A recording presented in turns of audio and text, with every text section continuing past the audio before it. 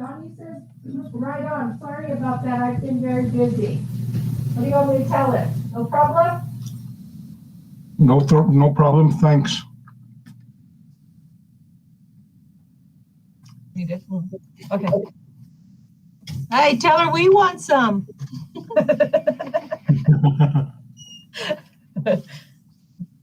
I was reading this over and it was like, She made cheesecake. oh, cheesecake. That's my favorite. Did you put this together? Hi, V. Hey, V. Hi. I missed that, you know? I know. I know. Did you put this together? Yeah. Okay.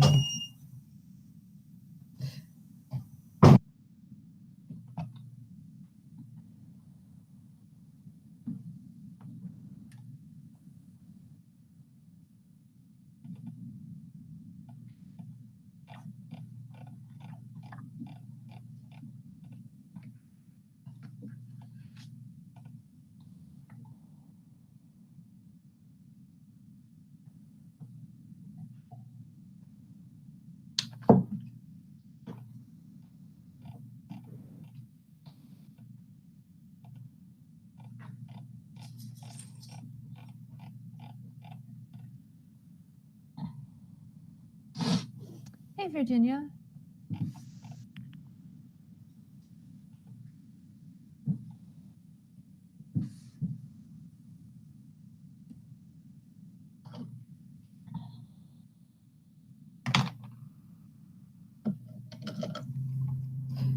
All right, so I'm gonna just give it a few minutes before we get started and stuff, because I know people are slowly getting their electric back. Yeah. And others are slowly getting in from work and stuff. Great. Virginia. And it's Cinco de Mayo. Yes. Hija! Arriba, arriba, arriba, hija! ¡Viva México! Viva México! ¡Que vivan las mujeres de California! Y vivan las mujeres de todos lados. Yeah, well, it's the California women who organized and saved the Cinco de Mayo. And did you read Dr. Bautista's book, Eric? No, which one? He wrote a book on the origins of Cinco de Mayo, and it's a Northern California event that started in California. It's not Mexico. Well, Mexico doesn't necessarily celebrate it in large. It's not a feast day of them. No, it is commemorated in some areas. I always understood it was Coors approaching the Hispanic market from the 60s, 70s.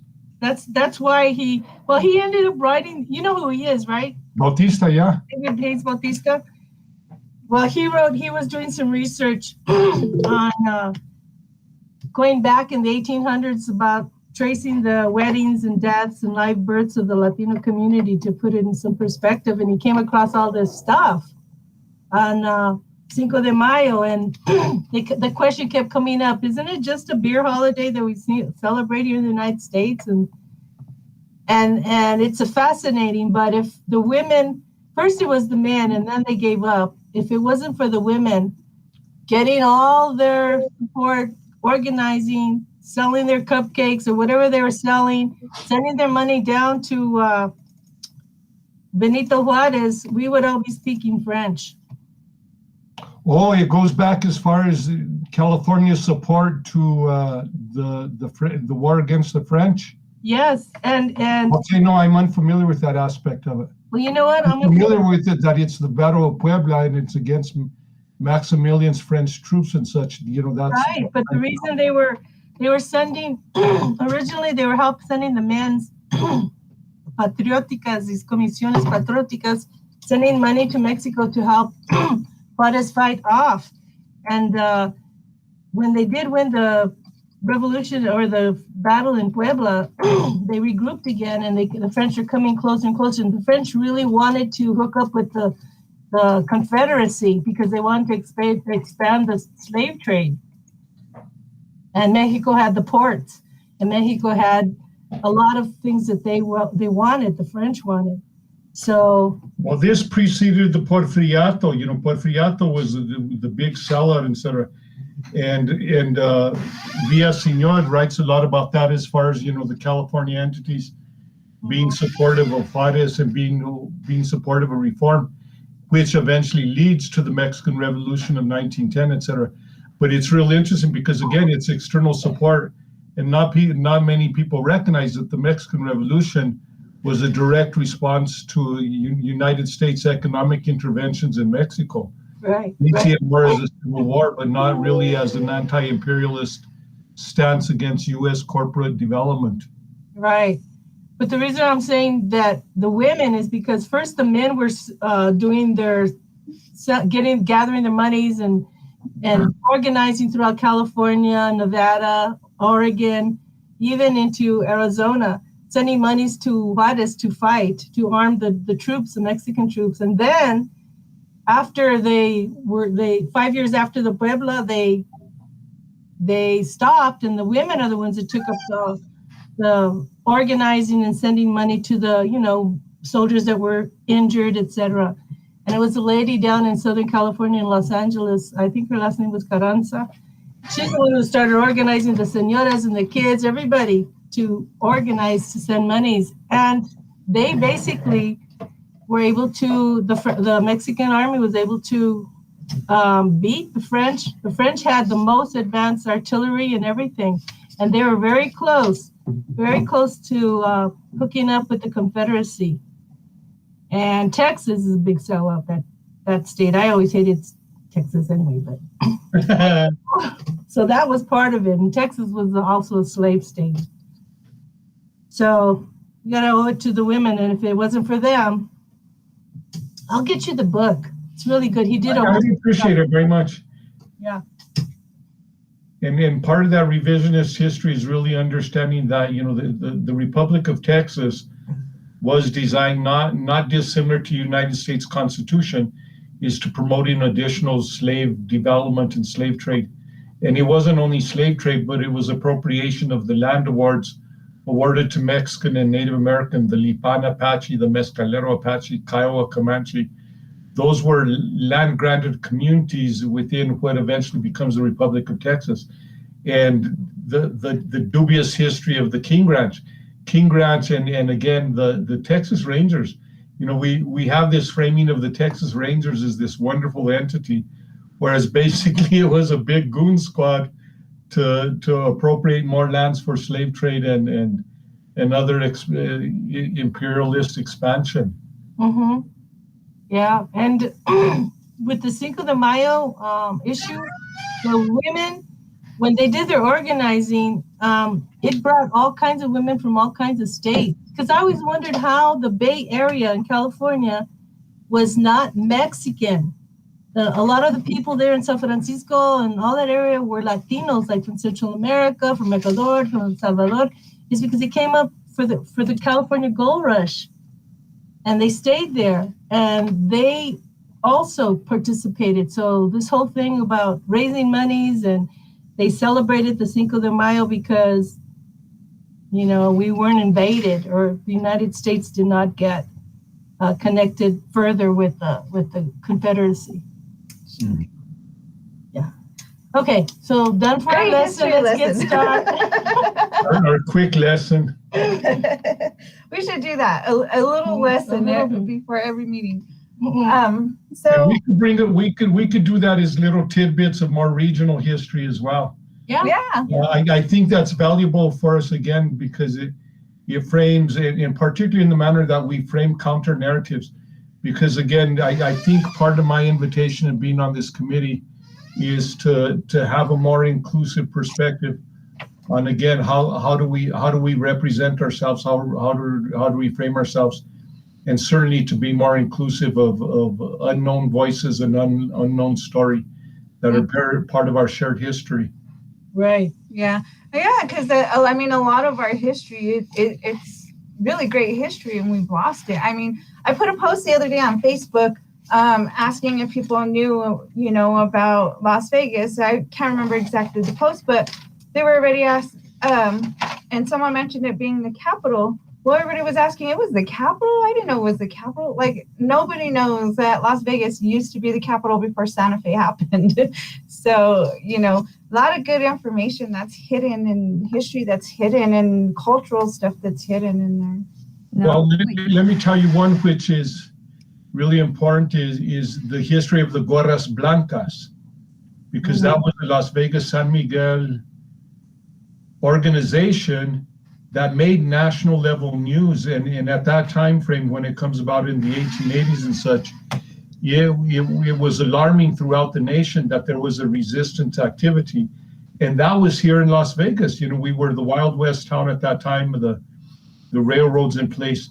But again, that's one of the first forms in for many historians, that's equitable in value or in remarkability as the Pueblo Revolt, that it was an indigenous rebellion response to, again, some of the practices that were coming in with the economic development measures that came with the Santa Fe Trail and the railroad and United States territorial status.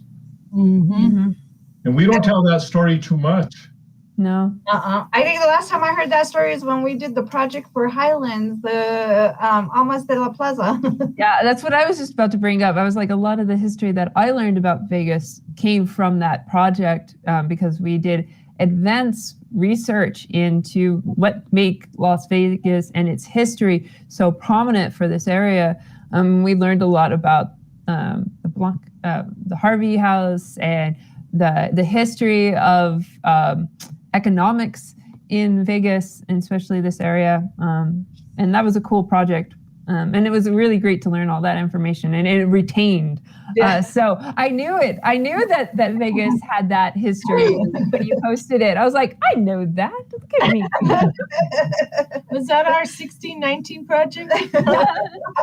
Yeah, let's do it. Let's bring back that project. It was really, for those that weren't familiar, that when Virginia and I were in school together, we worked on this project before the renovations of the Plaza Hotel.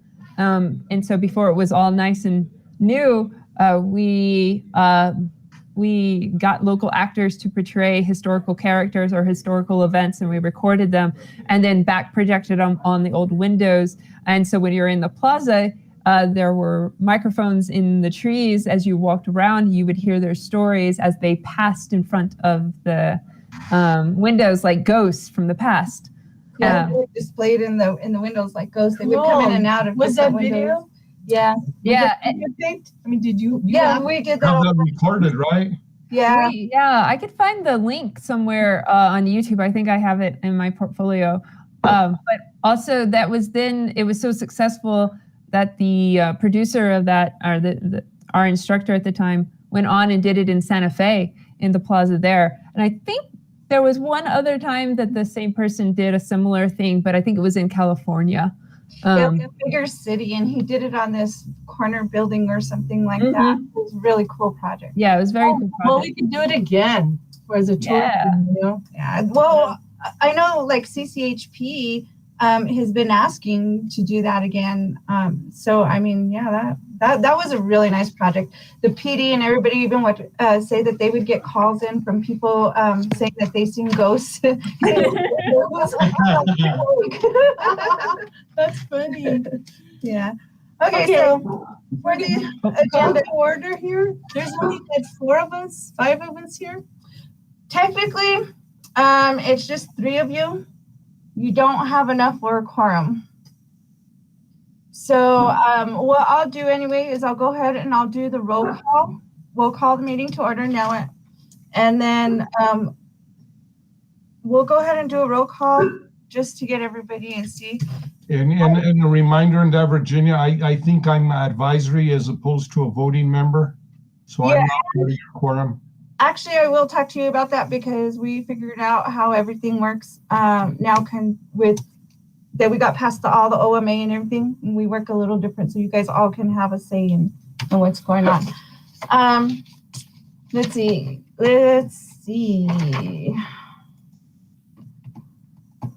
Georgina did call and say that she wasn't going to be here. She does something for every Cinco de Mayo. So Georgina's not. Stacy K. Romero and Dr. Romero. At your service. Oops.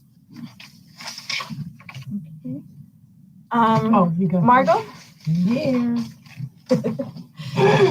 Jake. And Jake also said he wasn't going to be here. It's his birthday, and so he's on a plane somewhere. Or he might even be there already. Mariano. Oh, somebody get in? Oh, no. Never mind. That was you. Okay. Aaron. And I know, I'm not sure if Aaron's going to end up being a part of it or not, but I'll check in and see. Judy and Gail. And I know Gail's not going to be here either. He had a family emergency at around 4 o'clock, called me and let me know he wasn't going to be able to make it. So Georgina, Jake, and Gail did call me and let me know. So we don't have a quorum. But I would like to let you guys know, I'll send out an email with this information. And one of the main things we're really trying to get to is this fiscal year planning, because it's very important. So what I was talking to Margot is I think it might be a good idea if we just send out an email and say, maybe at the next meeting, you guys bring 2 or 3 ideas for campaigns, right? Mm-hmm.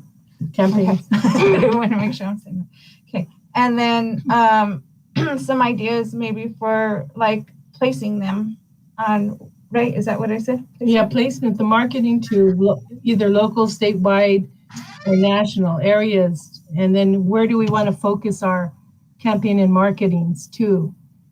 I think it also means too that we look at other things that have gone on to where, things that have done, you guys, the city has done before, to see that if there's something that we really like when you're talking about that ghost thing, what did you call it?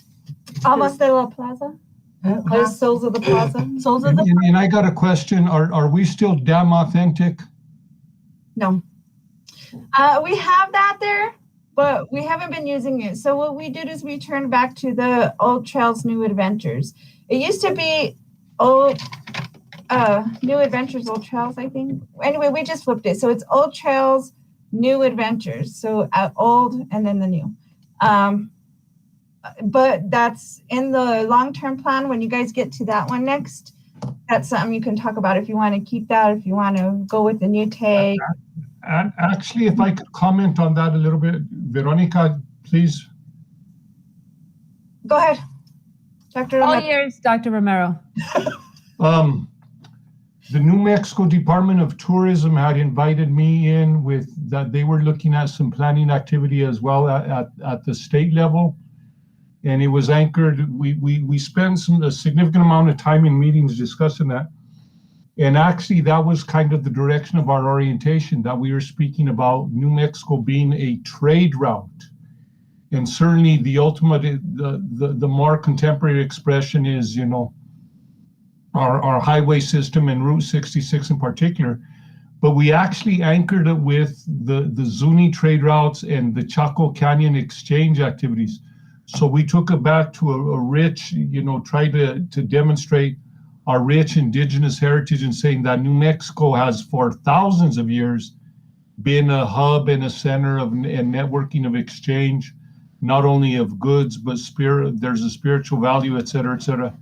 And then again, the Santa Fe Trail, this old Spanish trail, the Camino Real, and kind of giving a history of those different levels of trails that came into place, the Santa Fe Trail, the railroad, et cetera, Chesterfield, Butterfield, the routes for the livestock routes that were taking cattle from Texas up to Colorado, et cetera, et cetera.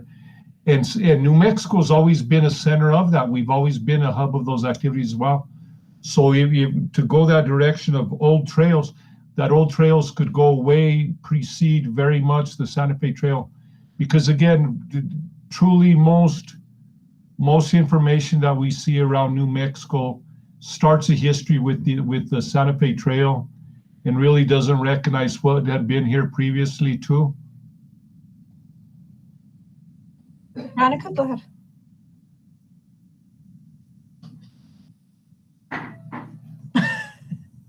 Sorry, I realized that everything went weird on me. I wanted to follow up on you said that the fiscal year budget is that what you said is what we need to really focus on? Not the budget, but the plan for that year. And the plan. Yeah. And so if you look at since you mentioned budget, and that's probably where you got that from, looking at the agenda. Yes. So the budget, the reason I have that there is because I was going to go over that with you guys to let you know that's what the lodgers tax had approved and suggested at the last meeting.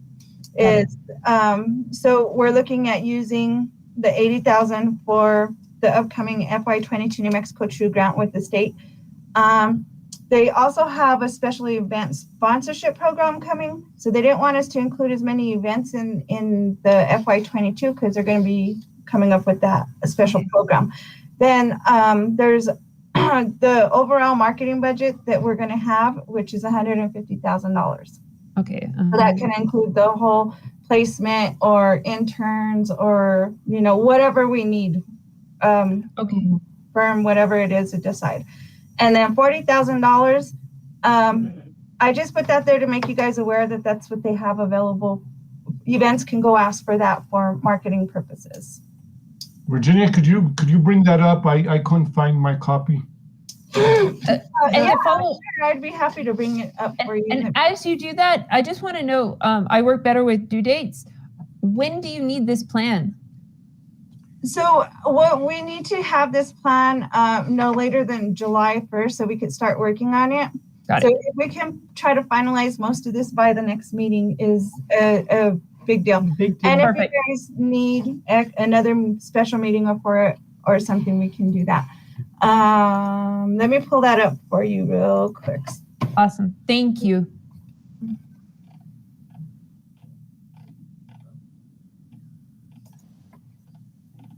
Where did they go? Oh, Did you get it, Eric? I'm looking at the 18-page budget that goes back several. no, let me get you the simple one I put on the. Here we go. So this is the agenda, and right here on discussion items under number 1, 2021-22 fiscal year budget. You'll see the numbers right there. Wait a minute, let me make sure. You can see them, right? Yes. Okay, so you'll see that the FY22 They increased that for us by 20,000. It used to be 60,000. Considering that we may have to do some recovery campaigns, there's an extra 20,000 in there. Special event sponsorship program, that's the one I was saying is being offered through the state, so that events can participate in that instead of having us do all the marketing for them. It's really nice, actually. We'll still market, of course, the events and that, but that's an additional program. The marketing for the city, they gave us this year's $150,000. And then there's an additional $40,000 that events can go and ask for help marketing, for additional marketing. But our budget, so basically our budget is the $150,000. And then the $80,000 for the FY22 grant. And I will send that to you guys too, because I actually just got that in. So you guys can give some feedback. Let me just, let me put this one up so I can kind of show you. So I'll send this out to everybody so that we can get some feedback on it by the next meeting, because I do have to have this in by June 10th. But this is the new set for marketing FY22 grant, and all the stuff based on what our needs are is in here. So we can just, by simply going over here, we can simply opt in or out. So if you guys go through this and then just kind of, give your suggestions on what you think we should need from here, or we should use and take advantage of. Again, for this particular one, we have $80,000. So we can do a lot with that. Good news. Yeah. That's awesome. Do we have a copy of that spreadsheet? No, I just got that, so I will send that out to you guys. Oh, that's what you just got. Okay.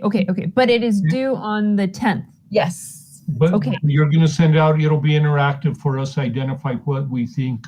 Yes, so I'm going to send it out to you. You guys can download it and change whatever and then resend it back, and we can go through it at the next meeting. The next meeting is June 2nd, so it's perfect because it's so many days before the deadline. We'll get it in right away. Okay. And That spreadsheet, what is it called? It's called, there's a specific name for it, and I just forgot because you asked me. Okay. But basically, that is a spreadsheet that is the FY22 plan for Las Vegas. They built that based on what we identified as needs for the community, and then we just select what we want out of that. awesome. That's really cool. And so for the next meeting, June 2nd, I am actually going to be away, but I will see if I can jump on this. I'm taking like a little mini vacay. So Okay. How dare you? I know. 2 years in the making. Go figure. But I'll see to jump on. So please keep me in the loop for that. But the thing is, for that meeting, 2 ideas for campaigns. 2 or 3. 2 or 3. Yeah. Okay. 2 or 3. Let me make sure. Okay. And where to focus some of these funds, and maybe come up with some examples of comparative cities and what they've done with their marketing. Is that what I understand? Yes. Yes. Okay. Excellent. And if you look in your packets, I gave you guys a whole list of all the different marketing we had done in the past. Yes. So you have that kind of to let you know what we did. But yes, that's the idea, so you can bring in any new ideas or whatever. Excellent. Thank you for that information. That was really nice to look through. Yeah. So. And if you need anything else, if I have it available, I'll give it to you. Hey. Yeah. So the 2 to 3 campaigns, placements, and Focus. focus and research, and then also what was it? Oh, to review the FY22 spreadsheet, and I'll send all that out to you guys. Yep. Awesome. Oh, and just one of the things that's still hanging around is the bylaws. And I was asking Virginia about some of the words in the bylaws, because I thought, did they make it specifically for us as a, advising committee? Because it said, like, right off the top, one of the words that just bugs me, it always bugs me, is where it says, the function of the committee shall be to serve at the pleasure of the governing body and shall assume whatever specific tasks are assigned to the commission by the governing body. And I say no, it's not whatever, but it's we'll assume specific tasks that we decide we vote on or that we agree to. Or that pertain to the individual committee. Right. Yeah, that's some word. Yeah, whatever. It's like, I don't like Be dangerous wording, right? Yeah. I mean, to serve at the pleasure of it, to me, is so old school, but yeah, So anyway, we need to really, I think as a group, vote on them. And that's a good idea. That one's one that you may even want to do in person, which brings up something too. So I'm not sure if it's going to be in June or July, but we're going to start going back to in-person meetings. So I can actually touch you and you and you.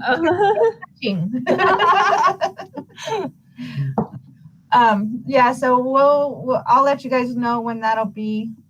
We may just do the next one just so that everybody kind of gets used to it, virtual again, and then we'll go into and they will be here at the chambers because we have to do the phone. And if I remember from minutes, we had mentioned something about tacos. Yeah. Yes. Expectations are high. That's right. And were you going to talk about the whole new plan at the Highlands, that center, the little park? The Matanza, yes, because I think it could tie in very much with our marketing activity. Okay, so you want to save that for our next meeting? Mm-hmm. Yeah, well, Can we do that? And that way I'll do a dog and pony show with it and give the big explanation. Okay. And then we would have had another meeting. And our Matanza planning committee, we're meeting once a month for right now, but then during the summer we'll probably come to bi-weekly. But we do have representation from the city and the county as well. That's awesome. Is it called Matanza Park? Does it have a name? Cultural Park. The Cultural Park? Okay. Yeah, so please put me into the agenda and I'll give a more elaborate description. Okay. Fabulous. Sounds good. All right. Well, we had our history lessons. We got good news. We got money to work with. Now we just got to get everybody together. Yeah.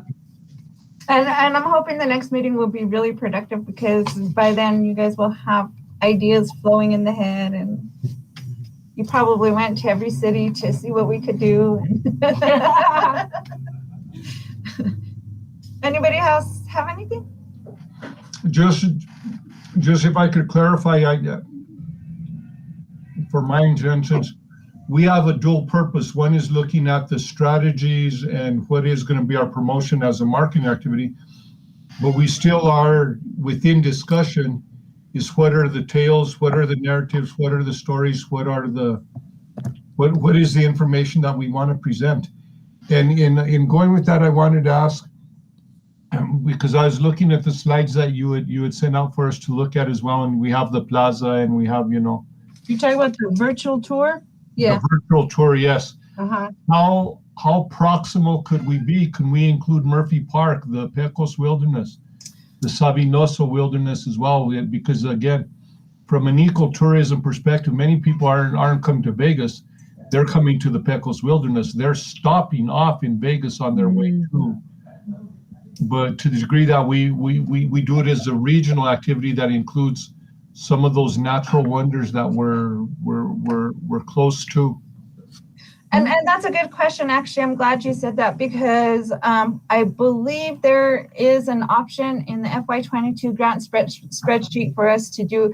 This one that we did was part of a recovery program that we did with Google during the whole COVID. So this is like the final thing. They already came, they did the whole picture thing and everything, but there's an option in there for, I believe, for us to do another one, which we can, and we can make those very specific. Part 2? Yeah, Uh-huh. definitely. Well, let me elaborate a little bit on that, because part of what I will be presenting in our next meeting regarding the Matanza activity, the Matanza is a particular event in a facility, but it's also couched in our intention to work a lot with different levels of the Highlands academic community, because we're talking about food sovereignty issues, food traditions, again, cooking patterns, et cetera, and really kind of explaining the agricultural history of our local community, and seeing if we could use it as some form of revitalization so that we could move ourselves out of a food desert and coming back into sustainable living patterns as well. And there being that throughout the nation and throughout the world, there's a lot of people interested in looking at those sustainability issues and those conservation issues. I think to the degree that we develop it out, and if you're not familiar right now, there's probably as many as 6 or 7 different community garden projects that are going to be taking place in Vegas, not only the Unity Orchard and the Las Vegas sponsored community garden, et cetera, but there's some other activities that are well in place that are going that direction of looking at urban gardening and food sovereignty, food sustainability issues as well. So our Matanza activity is kind of anchored and couched within sponsoring that discussion. Rurality. Rurality. I like that. What did you call, you were talking about the Pecos Wilderness, the Sabina Wilderness. You had a specific word for that? Oh. Well, they're designated wilderness areas. They're areas, and the Sabinosa Wilderness, which is out in the Eastern Canyons, about 30 miles east of Las Vegas, that's only been in place for like 8 or 9 years. It's a new development. It's a beautiful Canyonlands wilderness area, because we typically think of wilderness as the high Sierra, the high mountain communities, et cetera, but this is one that's out in the canyons, and they're doing some additional development that there's additional access points. So particularly for those individuals that enjoy winter walking, that wilderness area is perfect for doing a December and a January walk, as opposed to trying to getting up high in the Pecos Wilderness and running into snow and cold and wind. Mm. And that one just became open to the public, not like 2-3 years ago, something like that? Yeah, more like 6 or 7 years ago, but they really didn't start promoting it for the last couple of years. And part of it is because of the accessibility. Right now, there's a limited accessibility. It's about 14 miles long, heading east from west to east, but there's only one access point at the extreme west end of it. So, you have to spend a day walking, and you can't really get in there. So they're going to have a couple more access points that are easements through private property, so people could get in and out with more facility. Mm-hmm. Yeah, that's going to be nice. Mm-hmm. Oh, it's a beautiful area. If you like canyons, this is a real nice canyon. Okay. All right, so we'll include you on the agenda.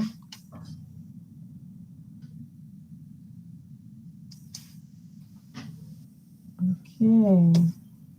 I think that's it then. All right. It was a good meeting. I mean, I learned a lot. Good discussion. And we'll tackle the bylaws, because I agree with Margot and everything that she said too. And I have some other things that I pulled out just as maybe that needs to change. So Yeah. Yeah, and I think that's going to be one of those ones, especially when we have our first meeting day, because you could sit down and then, Right, because I personally don't want to be stuck in that kind of discussion, if there's a problem. Right. I'd rather be doing what we're doing now, is talking about ideas and what do we want to do and what do we want to bring and how we're going to do it and who's going to do it. And, perfect. Before Yeah. I turn real old. Yes, I agree. I'm with you. Move anymore. That's right. we can't go to the Sabino Canyon. Okay, hey, happy Cinco de Mayo. Yes. Have a good one. Have a good one. Bye.